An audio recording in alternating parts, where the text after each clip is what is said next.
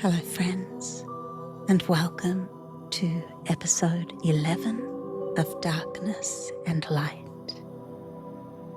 I'm your host, Wendy Rule, and this is a podcast about myth, magic, and nature.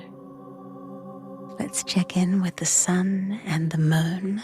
As this episode lands, it is one day after the Leo dark moon. So we're still in Leo season, and we've had that beautiful concentration of energy, the sun and the moon meeting in the sign of Leo.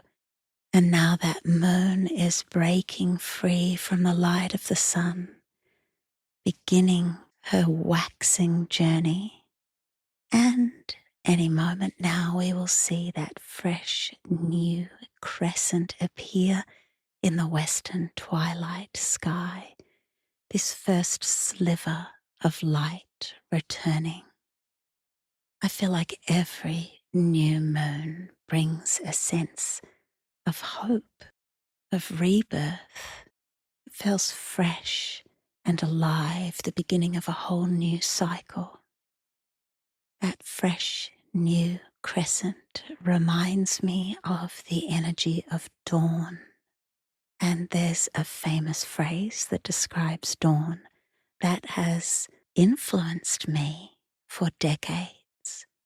Rosy-Fingered Dawn, one of my favorite phrases in literature, and it is from the Odyssey, Rosy-Fingered Dawn. And with the release of this new movie by Christopher Nolan, the Odyssey is getting a lot of attention right now. I'm recording this a couple of weeks before its release, so I haven't seen the movie yet, but I'm very keen to. Maybe you already have by the time this podcast is released. But although I haven't seen this latest interpretation of this ancient Greek poem, I know the story very well. It has been my traveling companion for decades, since before the start of my musical career, and I have songs on my first album and beyond that are dedicated to this amazing, ancient, epic poem. And in this episode, I would really love to share that journey with you, my personal connection with the Odyssey and why it has been so important for me personally and creatively, why it's captured my heart for such a long time. So that's going to be our focus for this episode. But before then, let's dive into this energy of Rosy-Fingered Dawn, this beautiful energy of a fresh, new morning, and get a sense of this feeling of hope and rebirth that dawn brings, aligning so nicely with this very early stage of the waxing moon, that very first hint of light.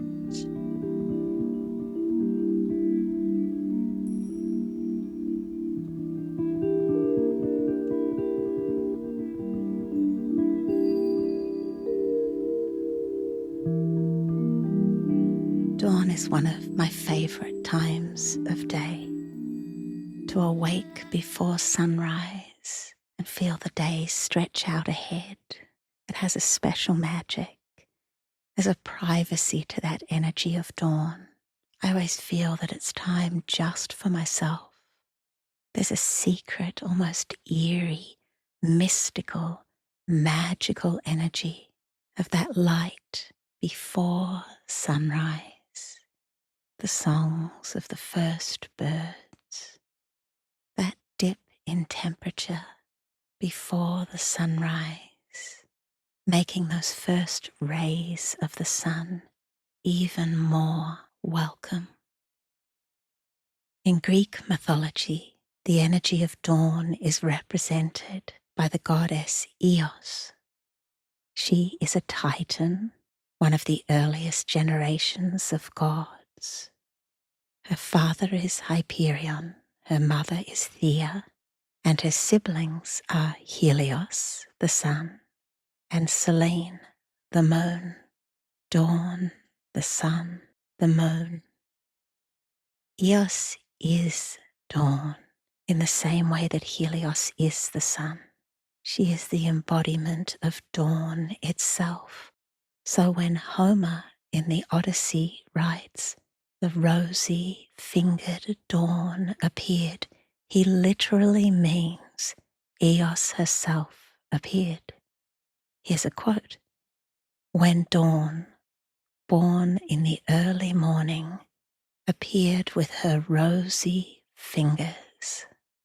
And this line, rosy-fingered dawn, is repeated dozens of times in the Odyssey and the Iliad. Rhododactylos Eos, rosy-fingered dawn. It's so evocative. And by honoring dawn as goddess, dawn becomes more than just an atmospheric event.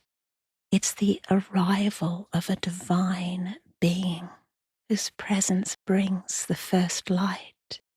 She rises from the eastern edge of the world, bringing the first light before her brother Helios, the sun, drives his chariot across the sky. And I love this idea that dawn isn't just something that happens. Dawn is a goddess arriving. I've always found that dawn, just like the new moon, is a very powerful time to send our intention out to the universe. It's a great time for spell work, for magic, for meditation. It feels like time outside of time, buzzing with potential, alive and potent. Those first days of the waxing moon, that first new crescent that appears, we get to experience that once a month, this sense of rebirth, of possibility. But dawn comes every day, first light, willing the night to fade, stretching the canvas ready for Helios's rays, for the sun's glorious colours.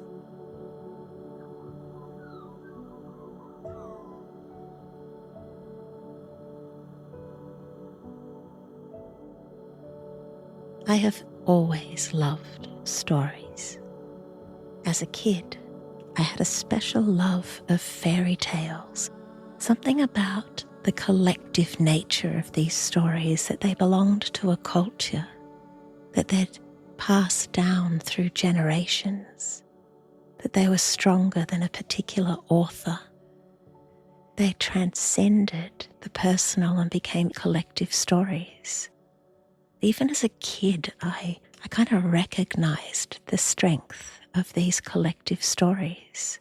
So moving from fairy tale to myth was a pretty natural progression. And it was early on, like late high school, early college, that I became quite obsessed with the Odyssey.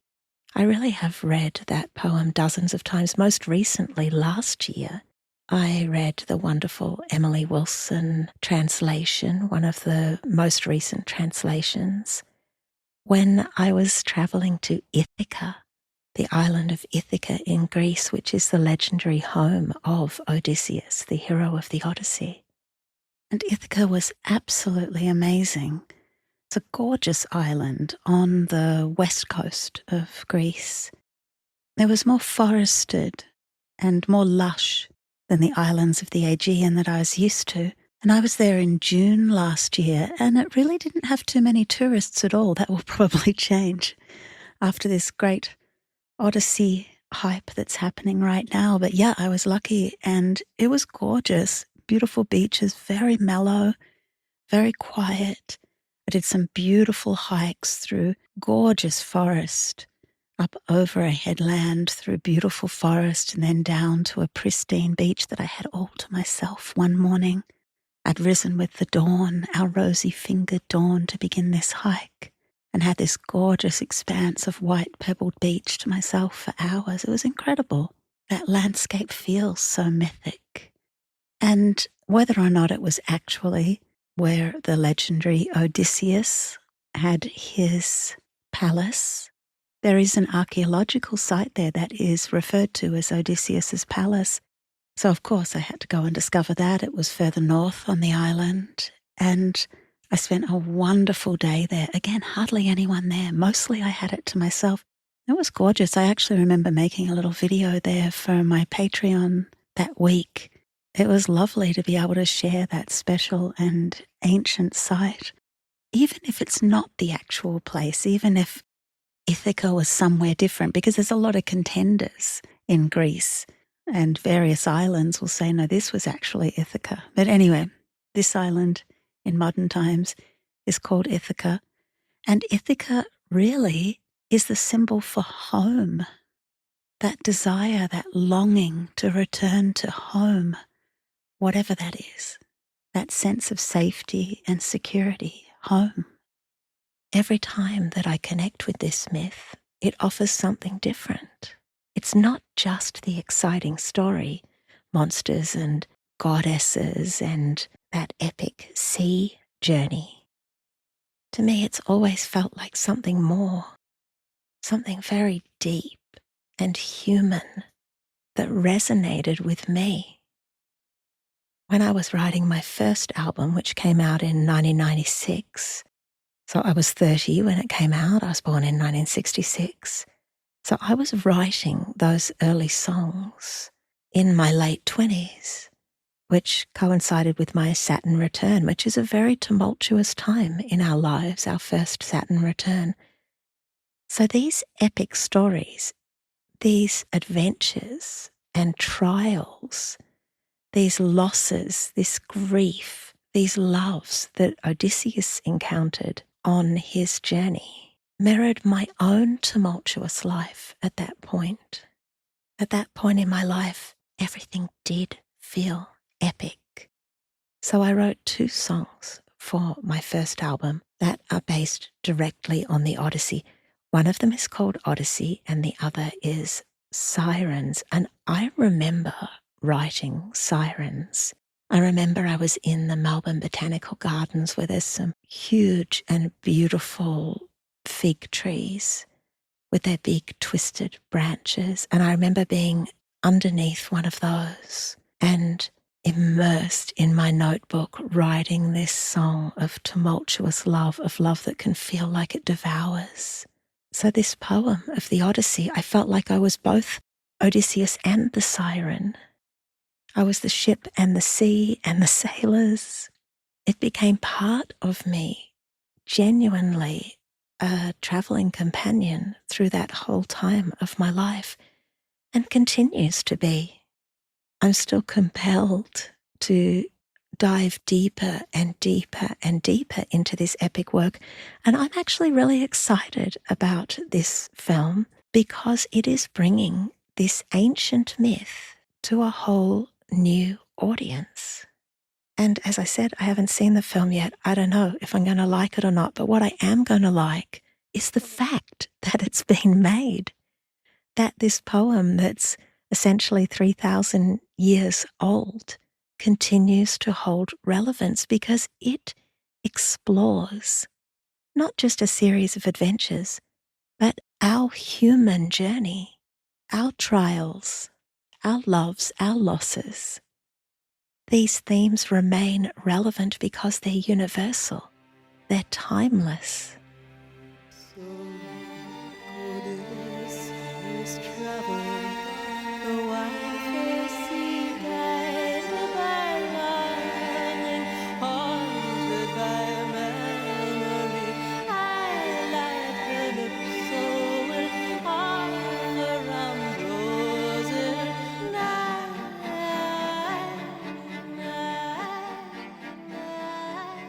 On the surface, the Odyssey is the story of a man trying to get home.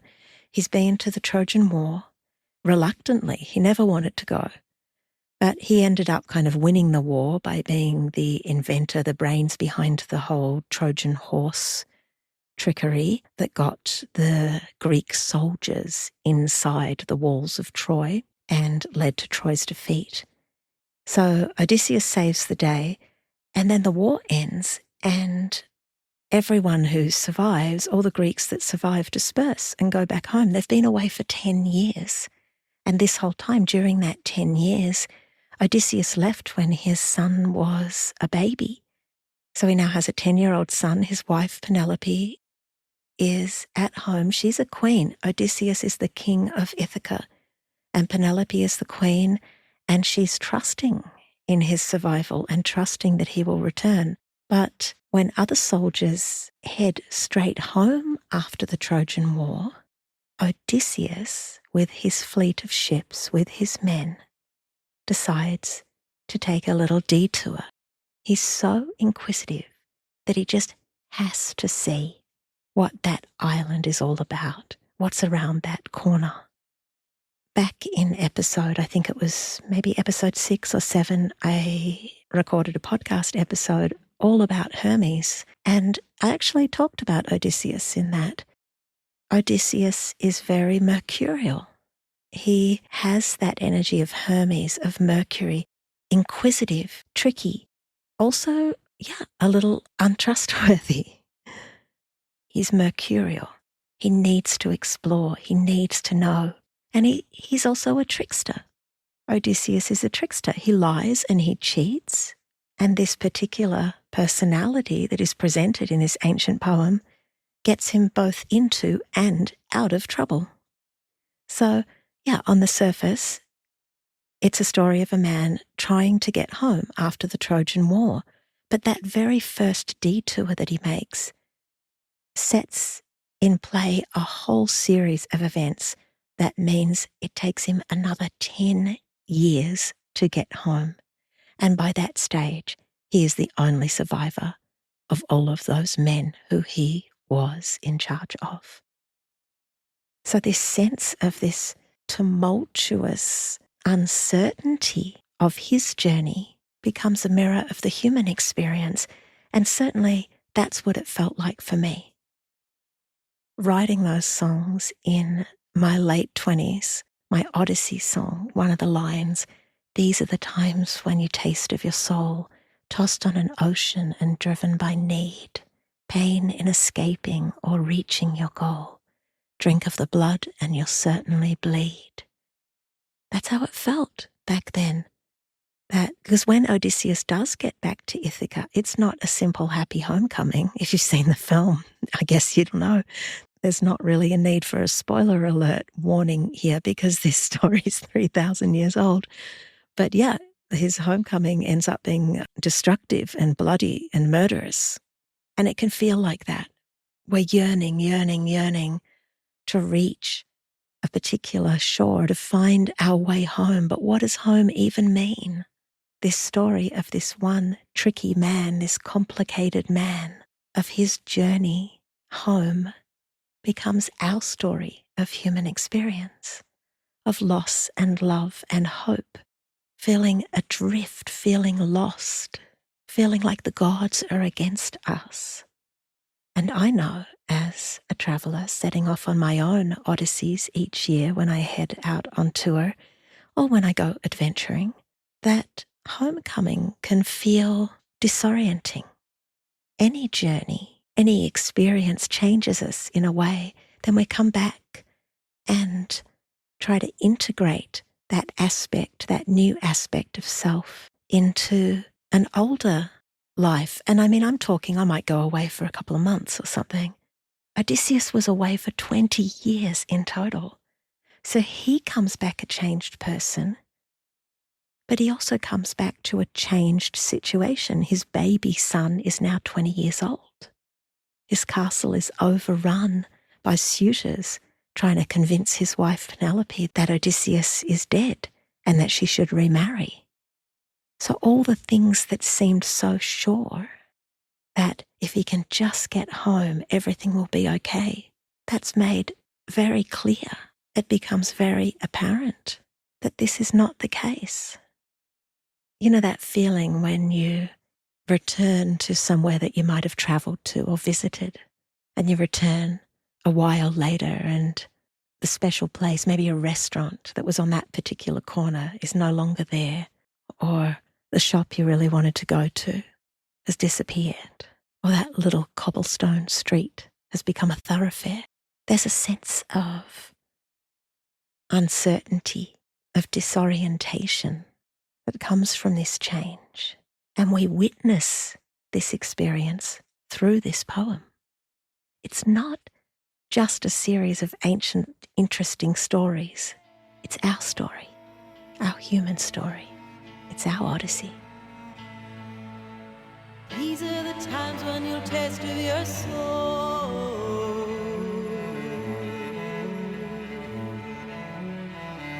Tossed on an ocean and driven by need.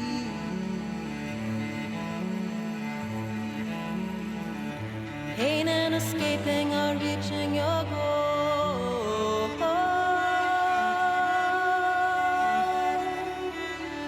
Drink of the blood and you'll certainly bleed. After those first couple of songs on my first album, Odyssey and Sirens, I continued to journey with this myth. And a couple of albums down the track, I decided that I wanted to dedicate an entire album to this myth. I guess kind of like what I ended up doing for my Persephone album, which came out in 2019. I wanted to do my version of telling the Odyssey, but didn't quite work out like that. I continued to immerse myself fully in this ancient work. And this was before I began touring internationally. I began conceiving of this album, which ended up becoming my album, The Lotus Eaters. And the first song that I wrote was about the ocean. It was called Horses. It's the opening track of that album. And really, it's an ode to Poseidon, to the waves' white horses. When I wrote that, I was yearning to travel. I was on the shore. And I literally wrote this. I wrote this down at the Great Ocean Road during a winter. I was camping down there and I stood on that shore and I watched the wild waves roll in. And I just wanted to somehow sail that ocean. I wanted that sense of freedom that comes with the enormous expanse of ocean. I was yearning to travel, and in that song I talk about longing to be a migrating bird, to fly to all that is wild and all that is free. This feeling of somehow being landlocked and just wanting to fully open my wings and expand. Yeah, it's actually one of my favourite songs to sing. It remains one. It's an old song now. You know, that album came out in 2003, but it is absolutely one of my favourite songs to sing. It feels ecstatic, and especially when I perform it with my friend Rachel Samuel, who's played cello with me all these years. It feels deeply ecstatic, and I think I'm feeling that energy of standing on the shore and yearning for the adventure, yearning to set sail.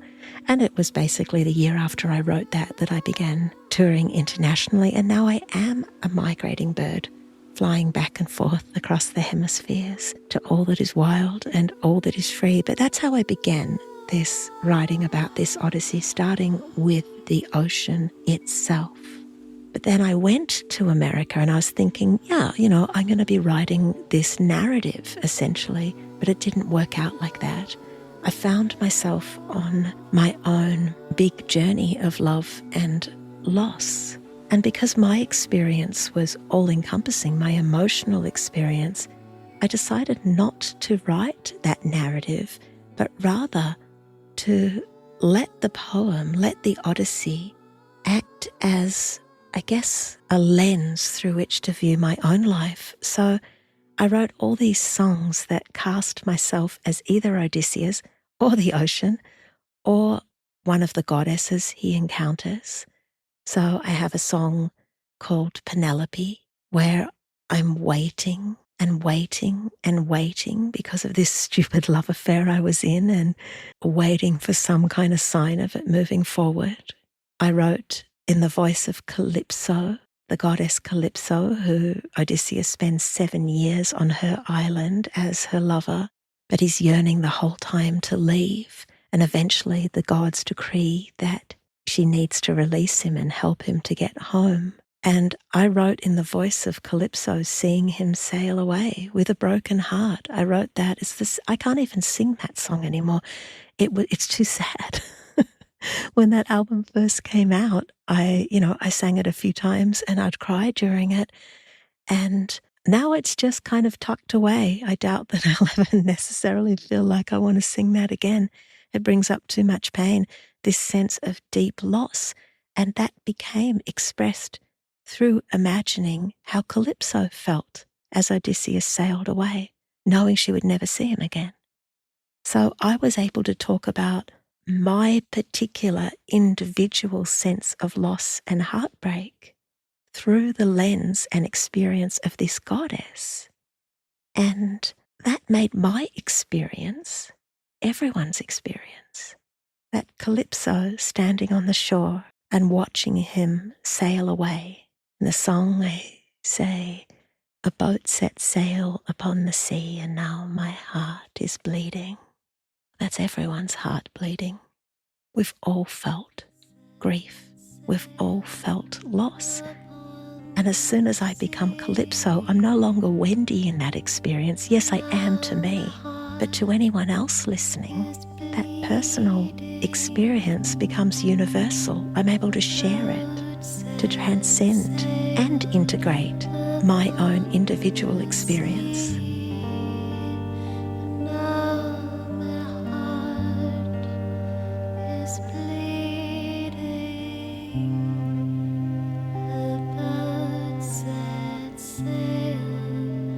On the album I write a song for the Sirens called La Femme de la Mer. The Sirens are beautiful and deadly women who lure sailors to their death with their exquisite singing on the edge of the sea. Sailors will jump overboard in order to get closer to that song, only to be devoured. There's this amazing section of the Odyssey where Odysseus hears this tale and longs to hear the sirens sing without being devoured. And it's the goddess Circe who teaches him how to do just that, to use beeswax to stop up his sailors' ears so that they can't hear the sirens, and will keep continuing onward while Odysseus, tied to the mast of his ship so that he doesn't leap overboard, leaves his ears free so that he can hear that beautiful and deadly song and yet survive. It's such a beautiful metaphor for love, of knowing that we can lose ourselves when we willingly dive to that allure of melding with another being. So when I wrote La Femme de la Mer, I was feeling that too, feeling the song of this beautiful woman singing me into the waves, calling me to dissolve into her. It's beautiful and scary.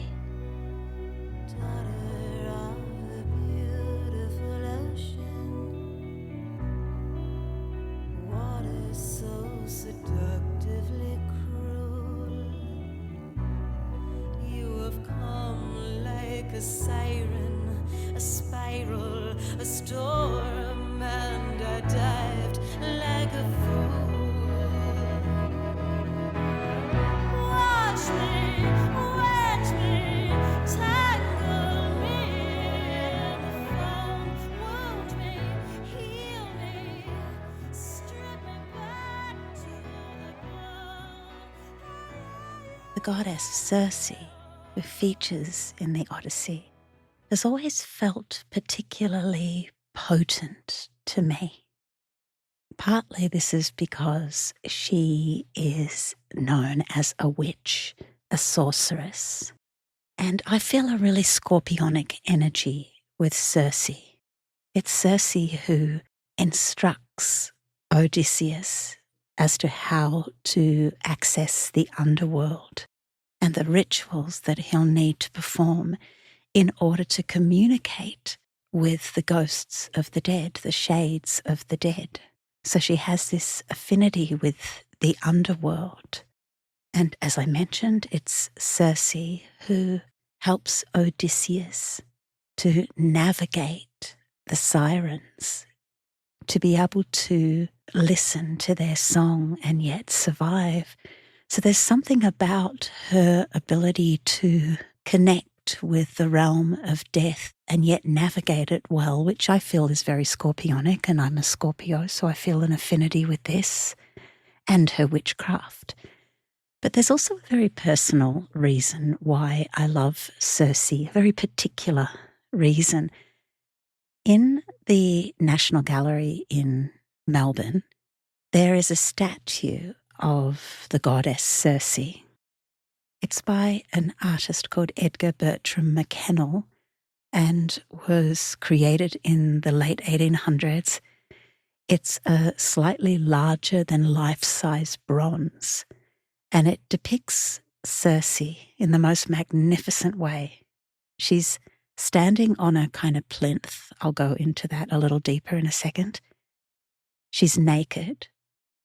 She's standing, her feet strong on this base, and her arms are stretched out in front of her with both power and grace, her hands lightly pointing downward to earth, but stretched out straight in front of her.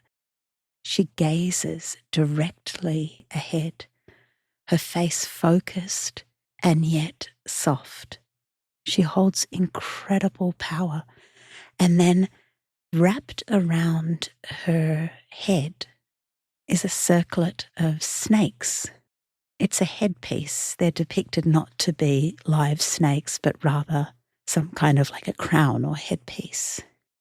And around that base are also twined serpents. So this is a giant bronze. It's incredible. And the way she stands, so sure and calm and powerful, while those serpents are twining around her. And then below that, circling that whole plinth, that base, are depictions of naked people kind of writhing and swirling. Maybe there's suggestions of sex in there. And that represents the animal nature of man, of humans. In the myth, Circe transforms men into animals. Odysseus arrives at her island and sends his men ahead, as he tends to do. They don't come back, and it ends up that Circe is transforming them into animals, into pigs mainly. So eventually he goes, but he's intercepted by Hermes, who gives him a magical potion called moly, and it makes him immune to the magic of Circe. I just love this depiction of these writhing humans, this raw animal nature, and then Circe so poised above it. I mentioned earlier about writing in the botanical gardens. Well, for my first album, I lived in Clifton Hill in inner city Melbourne. I was a young mother.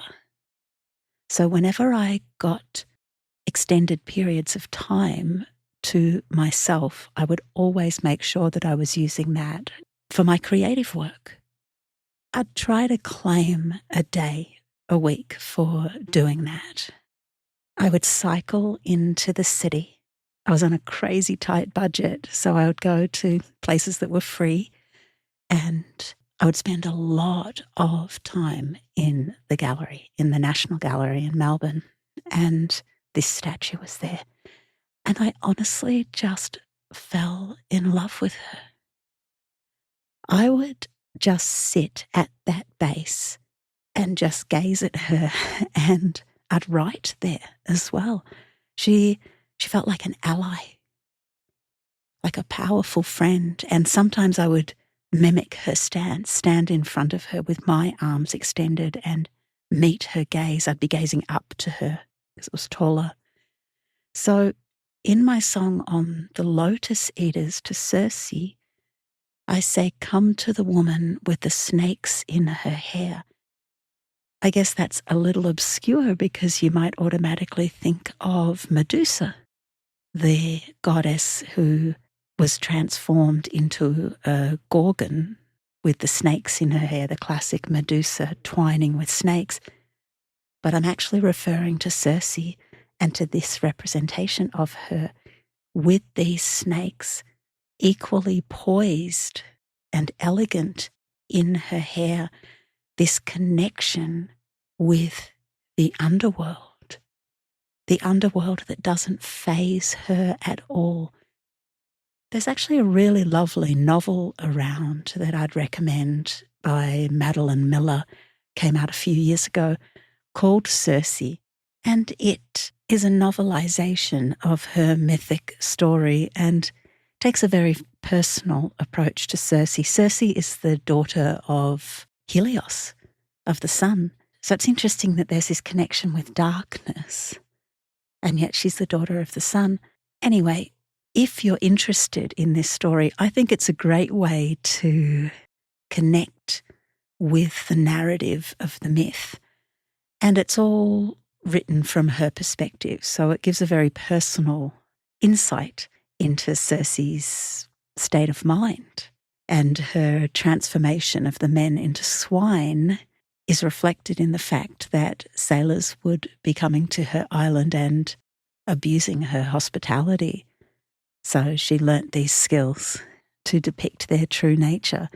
So that's my Circe story. If you happen to be in Melbourne, that statue has now been moved to the Australian Art Gallery in Federation Square. You can still find it. Last time I went, she felt a little bit hidden away. I think that's a sign of the times too, that divine, dark, strong, feminine.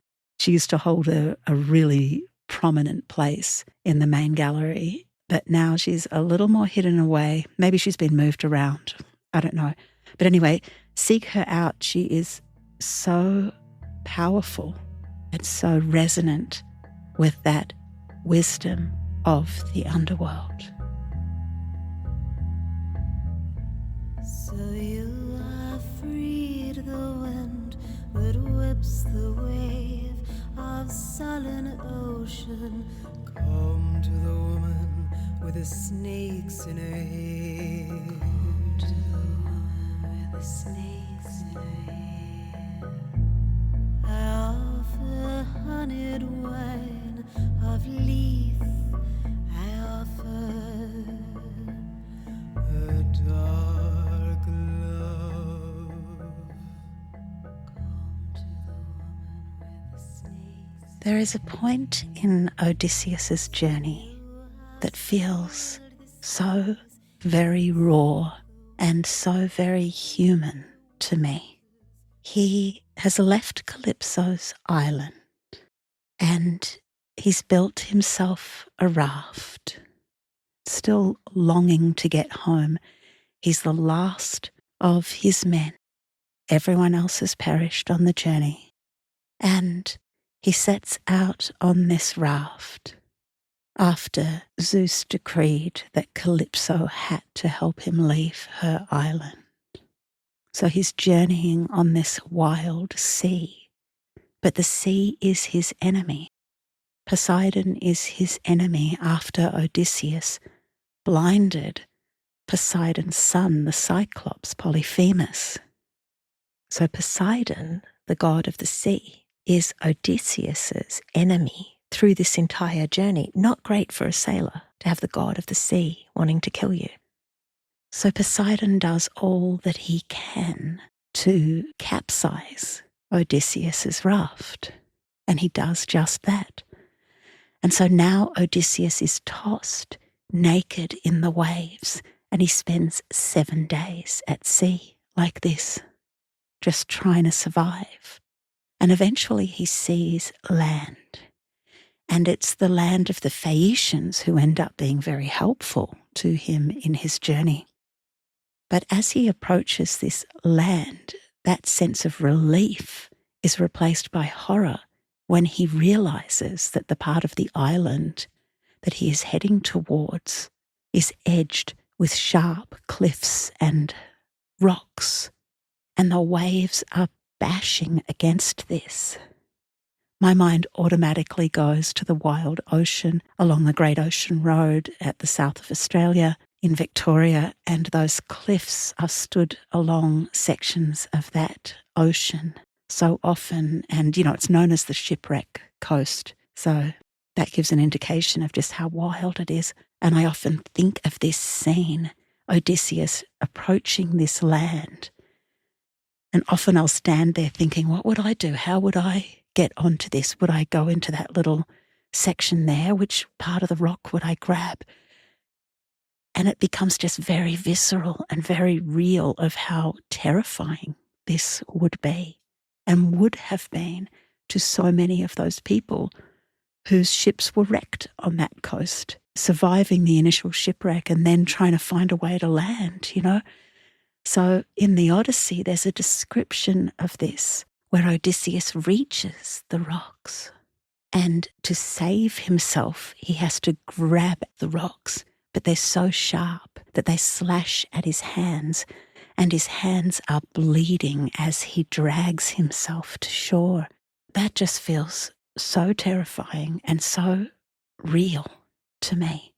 It's always been a point in the Odyssey that I love to read because it's so believable.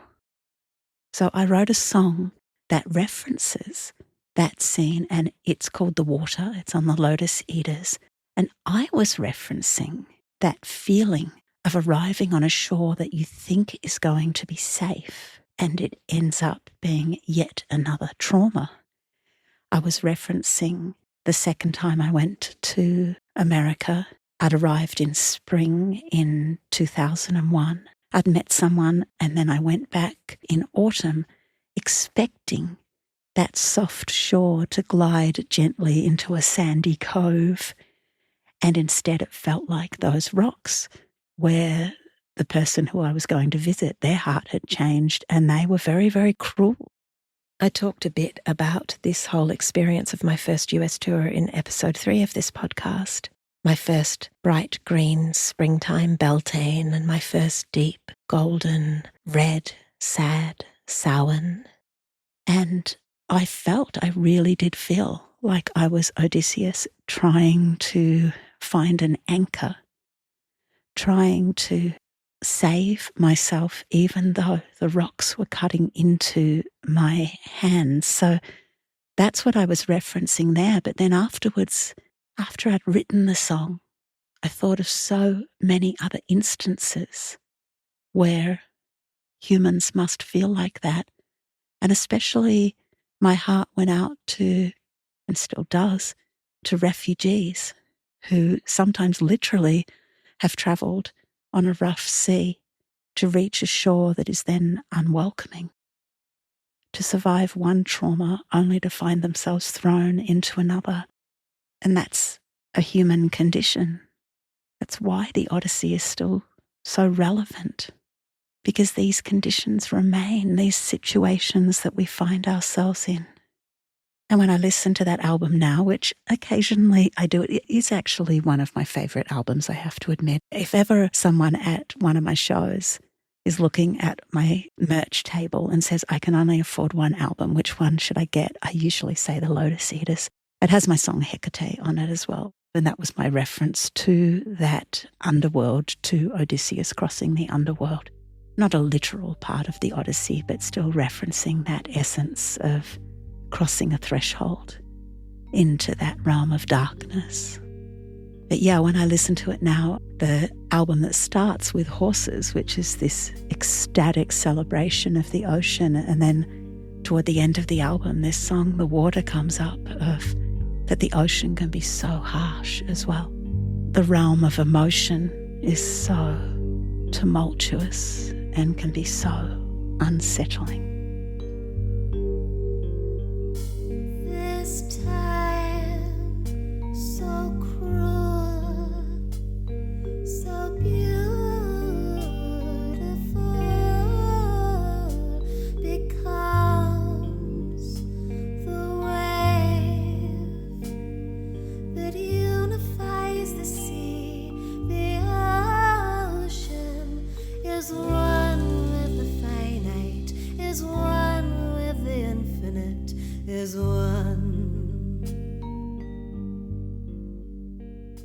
And of course, I also wrote the title track, The Lotus Eaters, which is this very trippy, trancy track that I actually sing in French because I wanted it to feel otherworldly. I wanted it to feel haunting and beyond the rational. In the myth, the Lotus Eaters is one of the islands that Odysseus visits, and he sends his men out to explore, sends a couple of them from the ship, go and find out what's happening. And they don't come back. He sends a few others. They don't come back, and eventually he goes himself and finds these men in this beautiful haze of bliss. They've eaten the flowers of the lotus, and they are in a state of ecstasy, yet they've lost all their memories and lost all of their yearning for home. And he drags them back to the ships, kicking and screaming. They want to stay in this state of blissful forgetfulness. And there are times when we feel like that, where all we want is that lotus flower to make everything feel lovely, but the cost is so great of losing self.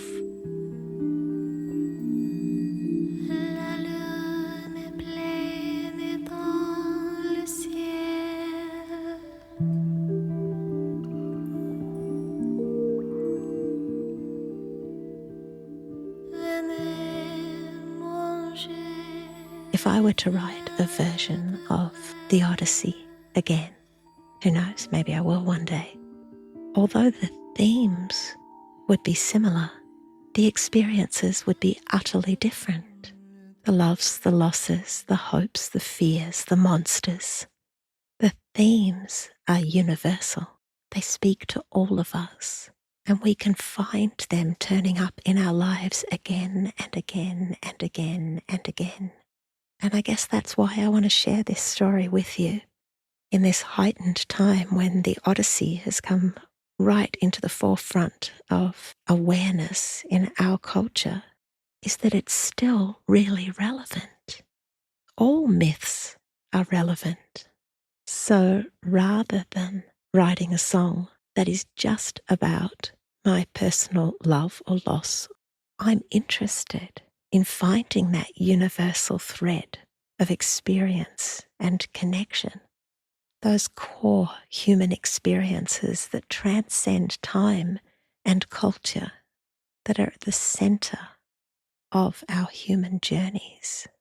And by exploring these experiences through the lens of myth, we're able to share them in a way that breaks down the barriers between self and other. My album, The Lotus Eaters, isn't just about my personal experience. By couching it in mythic language, I'm inviting every listener to find their own entry point into these experiences. If I sing a song about the Sirens, well, there's millennia of meaning built into that word, the siren. There's layer upon layer upon layer of meaning and depth. Myth is helpful. These stories exist to help us navigate our own lives. They're still powerfully relevant. When we experience the Odyssey at this point, when we experience this ancient poem from our perspective here at this time, in this era, we bring a different layer of meaning to it than would have been experienced 100 years ago, 500 years ago, 1,000, 2,000 years ago. We experience it through a cultural lens. These soldiers returning from a war that lasted 10 years. There are soldiers returning from wars right now, coming home to a land that feels unfamiliar, not knowing where they fit within it. There are refugees landing on unwelcoming lands, tossed on an ocean that feels like it's their enemy. We all make our own journeys into the underworld just like Odysseus did, encountering the ghosts of those who have gone, feeling that grief of loss. And we're all Penelope, waiting, waiting, holding on to hope. Every translation, every interpretation of this myth brings its own magic and reflects the era that it emerges from. In years to come, there will undoubtedly be other versions of this myth that rise up again in popular culture, and they'll be exploring and leaning into different aspects of this ancient story, points on the journey that are particularly relevant. But I wanted to share with you my personal experience with the Odyssey. Well, for one thing, because I'm just so excited that a whole new generation of people are going to get to know these stories, that these names of goddesses, of ancient people, are going to continue to be part of our toolkit, that we will be able to reference a siren and all the danger and longing that is inherent within that single word will be understood, that we'll continue to journey with mythology and know that it is living and breathing and changing with us. My story is your story, and your story is my story.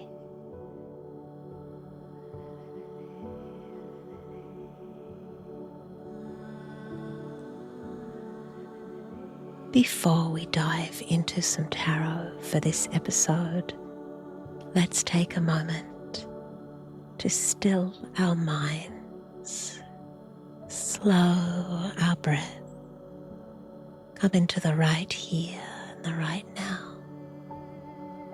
And in your mind's eye, picture that energy of rosy-fingered dawn.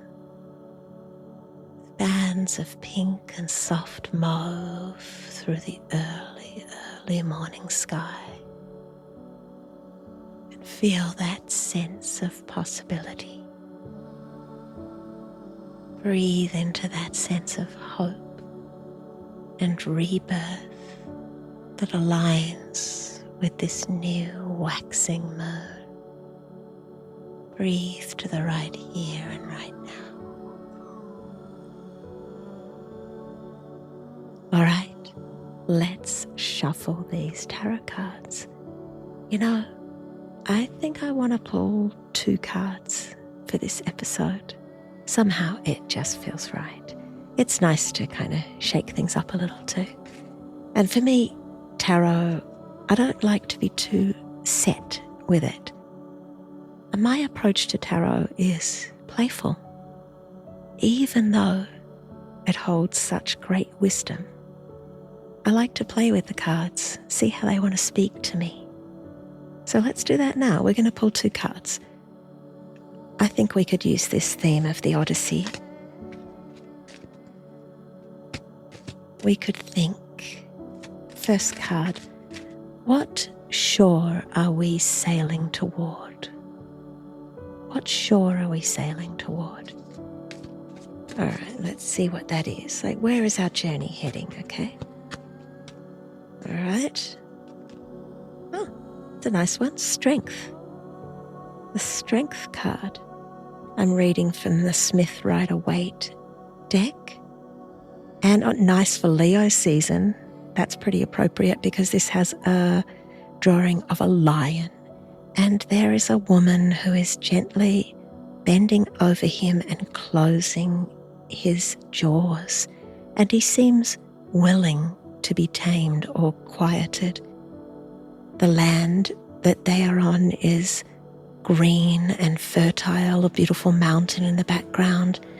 And this woman is dressed in a beautiful white robe with a crown of flowers in her hair and a belt of flowers tumbling down, looks like red and green, maybe roses.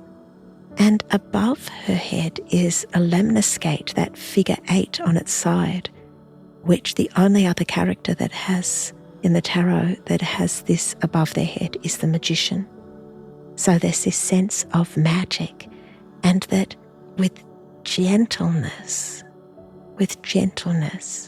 this woman or goddess is able to tame this wild beast, not through anger or violence or physical strength, because clearly the lion is the stronger, the physically stronger. This strength is emotional. It's the strength of the loving heart. So what is the shore we're sailing toward? It is finding that strength within us, finding that strength of kindness. I always feel this card is so kind. There's so much that needs to change in our world right now, so much unfairness, so much unkindness. But aggression isn't going to change that. Kindness tames that wild beast. So there's something very peaceful about this card. And it reminds us that strength, that calm, kind, loving energy is deeply powerful. It is strong. All right, let's pull that other card. So I'm kind of thinking like, what's the vessel that will take us to this shore? What's the tool or maybe the ally that can help us to reach this? It might be our companion, might be our boat, it might be the tool we use. Let's find what is it that can help us reach this, okay? Oh, two lovely cards, both major arcana too. The tool, the vessel, the companion, the ally is the card, the world. Two beautiful cards.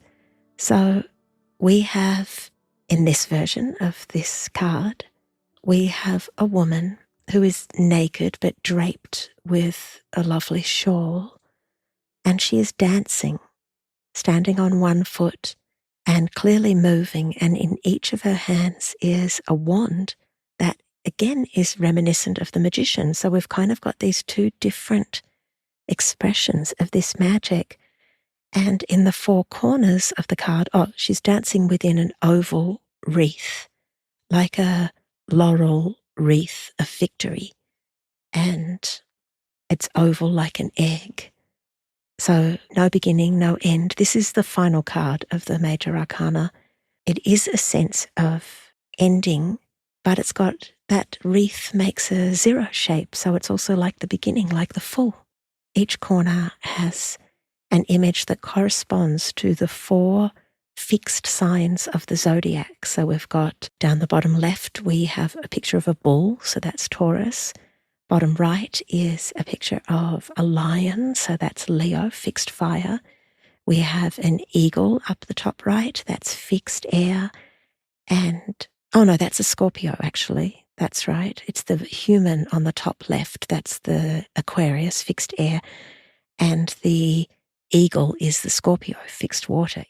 So how is this our ally that can help us get to this sense of gentle, powerful, compassionate, calm? Well, part of it, we're talking about this Odyssey, this big journey.